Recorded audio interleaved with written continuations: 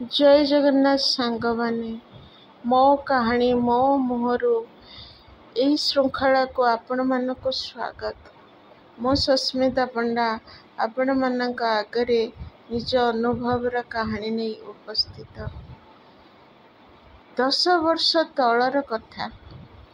पुओ को नहीं मु आसी रोथाए भद्रक रे। पुओ सेठी भल स्कूल रे पाठ पढ़ु थाए। भल ट्यूशन भल परिवेश देवी बोली भाभी घर एकुटिया गोड़ काढ़ी।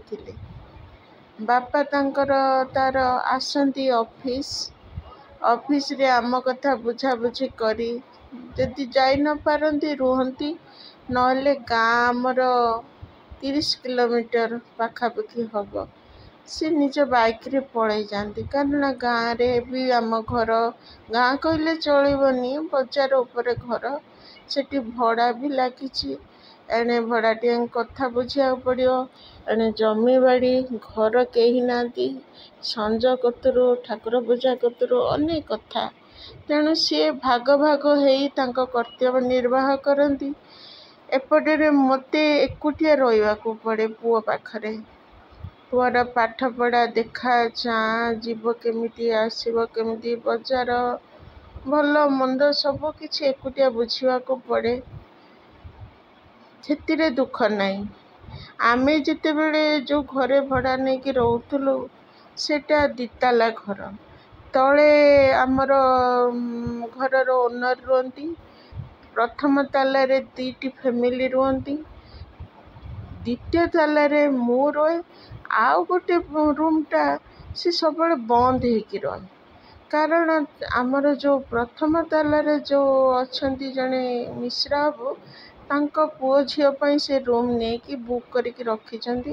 पुओ झील भुवनेश्वर पढ़ती सी जिते घर को आसती से घर खोल जाए से रहती किंतु 12 मास 11 मास से घर बंद होकर रहे। सब सुविधा इलेक्ट्रिक पानी छात भी प्रशस्त लुग सुखैवाई पड़ोसी चारिपटे फैमिली क्वार्टर सब ठीक ठाक। पुओ ठीक स्कूल जाऊला ट्यूशन मास्टर भी भल मिलला पुओ भी मन दे के पाठ पढ़ु था किंतु हठात कौन है कि जाने छात पर अस्पष्ट आवाज शुभा लगे। दिन राति किए जपरी कुटुची चलुची धूम धूम होची।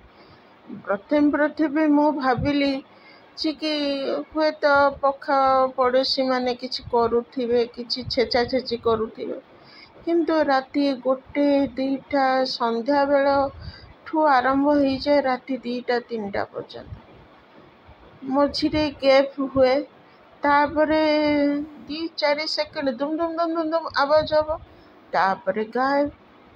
मु भाविली राति 2टा बेले किए कौन उठिकी कौन करुथो तथापि धैर्य कारण घर छाड़ी के आसी पुओ पाठ पढ़ा लॉस हम पुओ को आगे जदि मु डरीजी सी डरीज किंतु घटना कौन मु जाकि घर ओनर को कहली मौसी आपण छातटा एमती कौन आवाज होची सी सेठू अलग अर्थर नेले कारण मु एकुटिया स्त्री लोकटे रोची ऊपर दिताल एकुटिया सेठू कहले देखिया CCTV कैमेरा लगेद काले किए आसुथे। मुझे कहली पलि आसली स्वामी की भी मु कहीपरिनी स्वामी भी पसंद कर कि बाहर रही छुआ को पाठ पढ़ा किंतु सी यही अंधविश्वास भावे सी तो ठाकुर माधव को विश्वास ही करती कर्म ही भगवान छाड़ मु रही धैर्य धरिकी रही कौन हो तापरे यूट्यूब तो आमर समस्त गुरु ता धरे खोजिली जी जा प्रतिकार कहला मु सब कली किए कहला वास्तु दोषरु किए कौन छाड़ झुणा धूप हो निर्धूम पूजा पाठ चलला तापरे कौन किछि दिन जाइछि पुओ राति चिल्लेबा को आरंभ कला गर्जिला ताको जदि की भाषा कहे भगवान सी जानी मु ताको हल्लेबी बाबा बाबा उठ रे कौन कहूचु कहीं चिल्लौचु ସିଏ କିଛି ସମୟ ପରେ କହିବ ହଁ ହଁ ମା ହଁ ମା, ନା କିଛି ହେଇନି, ମୁଁ ଶୋଇଯାଏ। ମୁଁ କହିଲି ତା ଦାଦୁ ତା ବାବା ଏଇଭଳି ହାଉଳି ଖାଆନ୍ତି, ସେ ହୁଏତ ତାଙ୍କର ଜିନ୍ ସେଟା, ସେ ସେଇଭଳିଆ ହେଉଛନ୍ତି ସମସ୍ତେ, ଇଏ ବି ହେଉଛି। ଛାଡ଼, ମୋ ଶାଶୁ ତ କୁହନ୍ତି, ମୁଁ ଆଉ ତା କଥାକୁ ଗୁରୁତ୍ୱ ଦେଲିନି।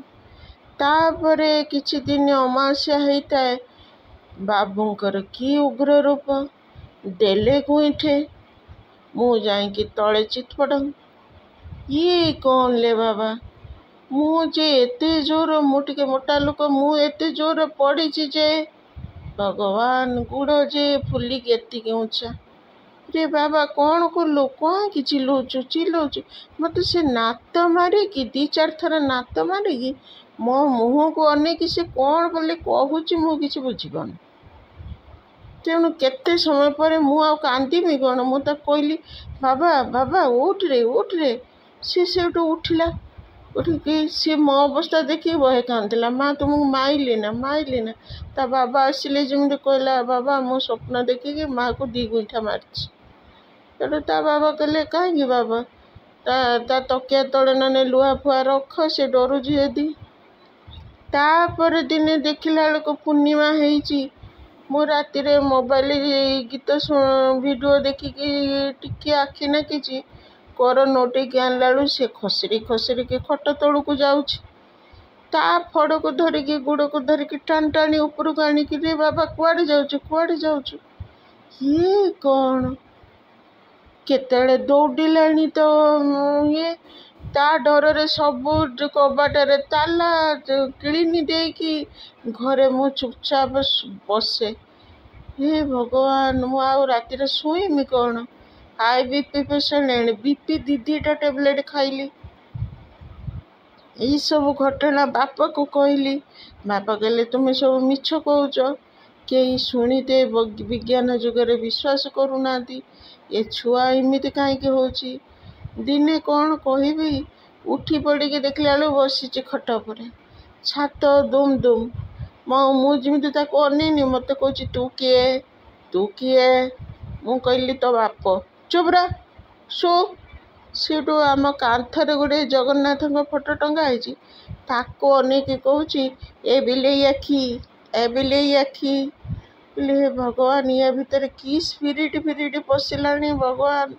ମୁଁ କ'ଣ କରିବି, ସ୍ତ୍ରୀ ଲୋକ କେହି ତ ମୋ କଥା ବିଶ୍ୱାସ କରୁନାହାନ୍ତି।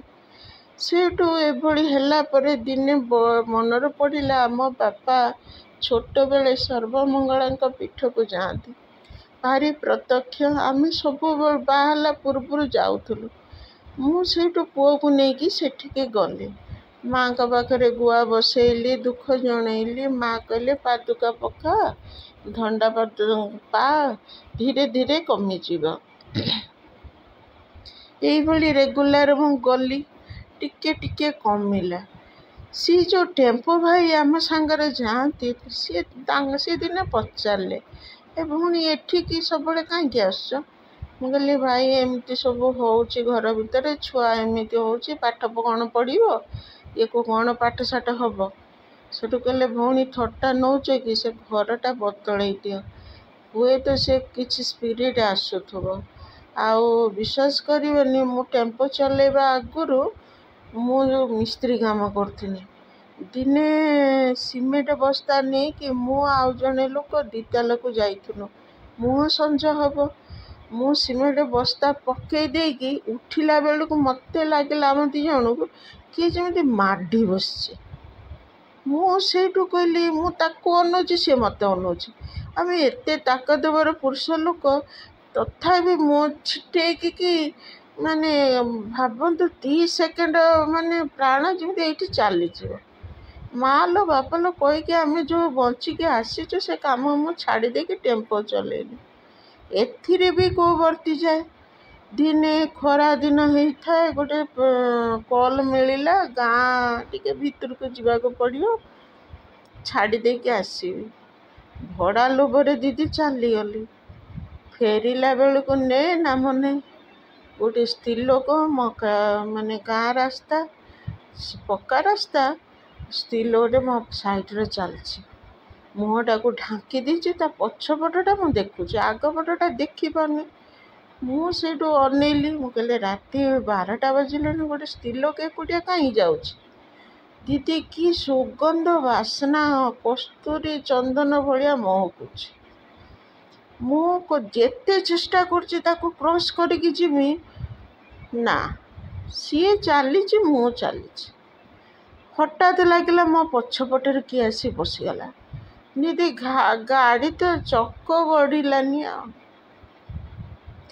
ଇଏ ତ ହେଲା ଆଗକୁ ଅନେଇଲା ବେଳକୁ ଖାଲି କଉ ମାଛ, ମାନେ 2-3 ଚାଖଣ୍ଡରୁ ମୋଟୁ କଉ ମାଛ ବୋଧେ 200-300ଟା ସେ ରାସ୍ତା ପରେ ଖେଳୁଛନ୍ତି। ଦିଦି ମୁଁ ଜାଣିନେନି ଏଠି କିଛି ଗଡ଼ବଡ଼ ହେଉଛି। ଖରା ଦିନରେ ରାସ୍ତା ପରେ କଉ ମାଛ କାହିଁ ଖେଳିବ? ଆଉ ମୋ ପଛ ସିଟ୍ଟା ଏତେ ଓଜନ, ମୋ ଚକ ଉଠି ପଡ଼ୁଛି। ହେ ଭଗବାନ, ଯେତିକି 133 କୋଟି ଦିଅ ଦେବତାଙ୍କୁ ମୁଁ ଡାକିଛି। ଏଇଭଳି ଧୀରେ ଧୀରେ ଆସିକି କୁହନ୍ତୁ ଘଣ୍ଟେ ଷ୍ଟ୍ରଗଲ୍ କଲା ପରେ ମୋ ଗାଡ଼ି ଗଡ଼ିଲା। ଆଉ ମୁଁ ତଳକୁ ନେଲା ବେଳକୁ ମାଛ ବି କୁଆଡ଼େ ଗାଏବ। ମୁଁ ଏତେ ସ୍ପିଡ଼ରେ ଗାଡ଼ି ଚଲେଇକି ଆସିଛି। ଛକରେ ପହଞ୍ଚିଲା ପରେ ମୁଁ କହିଲି ମୋ ମା ଦୁତିଆ ପୂଜିଥିଲା, ମୁଁ ବଞ୍ଚିଗଲି। ଦିଦି ଭାବନ୍ତୁ ଟିକେ, ମାନେ ମୁଁ ଆଜି ପର୍ଯ୍ୟନ୍ତ ରାତି କଲ୍ ଧରେନି, ଯଦି ବା ଧରେ କେହି ଜଣେ ଯେମିତି ମୋ ସାଙ୍ଗରେ ଆସୁଥିବ। ଦିଦି ଭାବନ୍ତୁ, ଇଏ ଗୋଟେ କ'ଣ, ୟାକୁ ଆମେ ସିନା ବିଶ୍ୱାସ କରନ୍ତିନି, ଇଏ ବି ଅଛି। ମୁଁ ଦେଖିଛି, ଅନୁଭବ ମୋର ବହୁତ। ତେଣୁ ଆପଣ ସେ ଘର ଛାଡ଼ି ଦିଅନ୍ତୁ, ସେଠି କେହି ଗୋଟେ କ'ଣ ଅଛି। ଆଜିକାଲି ତ ଯିଏ ଯେଉଁଠି ଘର କିଣି ପକେଇକି ରହିଯାଉଛନ୍ତି, ଦେଖୁନାହାନ୍ତି ମଶାଣି ଭୂଇଁ କି ଦେବ ଭୂଇଁ, ଲୋଭରେ ଯିଏ ଯେଉଁଠି ଜାଗା କିଣିଲା, ଘର କଲା, ଭଡ଼ା ଦେଲା, ପଇସା ରୋଜଗାର। ଆଉ ଭୋଗିବ କିଏ? ଭଡ଼ାଟିଆ। ମୁଁ ତ ଶୁଣିକି କରିକି ଅନେଇଛି। ଇଏ କ'ଣ କରିବି ମୁଁ? କିଏ ମୋତେ ସାହାଯ୍ୟ କରିବ? କିଛି ଦିନ ହେଲା ଜମିବାଡ଼ି କେସ୍ରେ ତା ବାପା ପୁଅର ବାବା କେସ୍ ଲଢ଼ୁଛନ୍ତି ଗାଁରେ। ମୋ ମନକୁ ଆଇଲେ ସେଇମାନେ କିଛି କରିଥିବେ, ନହେଲେ ଏଭଳି ହଠାତ୍ ଘଟଣା। ଛୁଆ ଏମିତି ହେବା, ମୋର ଗୋଟେ ଛୁଆ, ବାପ ତ ବୁଝୁନି, ଜମିବାଡ଼ି କେସ୍ରେ ଦୌଡ଼ୁଛି। ଇଏ କ'ଣ? ଏଥିରେ ନା କୋର୍ଟ କଚେରୀରେ ପ୍ରମାଣ ଦେଇପାରିବୁ, ନା ପୋଲିସକୁ ପ୍ରମାଣ ଦେଇପାରିବୁ, ନା ଭିଡ଼ିଓରେ ରେକର୍ଡ଼ିଂ କରିପାରିବୁ କାହାକୁ ଦେଖିବା ପାଇଁ, ନା ମିଡ଼ିଆ ଭାଇକି କହିନେ କିଏ ବିଶ୍ୱାସ କରିବ? ଇଏ ଗୋଟେ ପ୍ରକାର ରାଗ ସୁଝେଇବାର ମହାଅସ୍ତ୍ର, ମୁଁ ଯାହା ଭାବେ। ନହେଲେ ସେଇ ଜମି ଯେଉଁମାନଙ୍କ ସହିତ ଆମର କେସ୍ ଚାଲିଛି, ହୁଏତ ସେଇମାନେ କରିଦେଇ ପାରିଥାନ୍ତି। ବିନା ଅସ୍ତ୍ରରେ ମାରିଦେବା, ଇଏ ଗୋଟେ ପ୍ରକାର ମିଠା ଜହର। ଗୁଣ୍ଡିଚାଟା ପଇସା ଖର୍ଚ୍ଚ କର, ଗୁଣିଆକୁ ଧର, ଜଣକୁ ମାରିଦିଅ। ନା ଜେଲ୍ ଯିବାର ଅଛି, ନା କେସ୍ କରିବାର ଅଛି। ଲୋକ କହିବେ କ'ଣ ହେଇଥିଲା, ମରିଗଲା। ଅଙ୍ଗେ ଲିଭେଇଛି, ଆଉ ଆଜି ପର୍ଯ୍ୟନ୍ତ ସେ ସଂଘର୍ଷ ବି ଚାଲିଛି। ସମ୍ପୂର୍ଣ୍ଣ ଭଲ ହେଇନି। ଗାଁକୁ ଦିନେ ଫେରିକି ଆସିଥିଲି, ମା କେହି ନାହାନ୍ତି, ବେଡ୍ ଉପରେ ନିଆଁ ଜଳୁଛି, ଲୁଗାରେ ନିଆଁ ଲାଗିଯାଉଛି। ସେଇ ଦିନରୁ ଡରିକି ଆମେ ମା ପୁଅ ଗାଁକୁ ଆଉ ଯାଉନି। ତା ବାପା ଭାବିଲେ ଯେ କି ପୁଅ ତାକୁ ନିଆଁ ଲଗେଇ ଦେଇଛି। ଆରେ ନିଆଁ ଲଗେଇଛି ଯଦି ଗୋଟେ ଜାଗାରେ, ବେଡ୍ ଉପରେ ଗୋଟେ ଜାଗାରେ କେମିତି ନିଆଁ ଲାଗିବ? ଆଉ ଚାରିଆଡ଼େ ଖେଳୁନି କାହିଁକି? ଦୀପଟା ଭଳିଆ ସେଇଠି ମଝିରେ ଗଦିଟା ଜଳୁଛି। ବାପର ବିଶ୍ୱାସ ନାହିଁ, କାହିଁକିନା ମୋ ପୁଅଟା ଚଗଲା। ବାପ କହୁଛି ସେଇ କରିଥିବ ବଦମାସି, କ'ଣ ତାର ତ କୁଟବୁଦ୍ଧି ବହୁତ। କ'ଣ ଆଉ କହିବି? ଛାଡ଼, ଆଉ ସେ ଗାଁକୁ ବି ମୁଁ ଆଉ ଯାଉନାହିଁ ପ୍ରାଣ ବିକଳରେ। ମୋ ବୋଉ କହିଥିଲା ଯେ କି ଯାହାର ଗୋଟେ ଛୁଆ ତାକୁ ବଳି ଦେଇଦେବେ। ମୁଁ ସେଇ ଡରରେ ପୁଅଟା ବଞ୍ଚିକି ରହୁ ଭଦ୍ରକରେ ରହିଛି, ଆଉ ମାଆଙ୍କ ପାଖକୁ ଯାଉଛି, ତାଙ୍କ ଶରଣାପନ୍ନ ହେଇକି ରହୁଛି। ଇଏ କି ମିଠା ଜହର ଭଗବାନ! ଏଇଭଳି ଦଣ୍ଡକୁ ସମସ୍ତଙ୍କୁ ରକ୍ଷା କରନ୍ତୁ। ଏଇ ମିଠା ଜହରରୁ ସମସ୍ତଙ୍କୁ ରକ୍ଷା କରନ୍ତୁ। ହେ ପ୍ରଭୁ, ହେ ମା ସର୍ବମଙ୍ଗଳା, ସମସ୍ତେ ଏଥିରେ ମୁକ୍ତି ପାଇଯାଆନ୍ତୁ।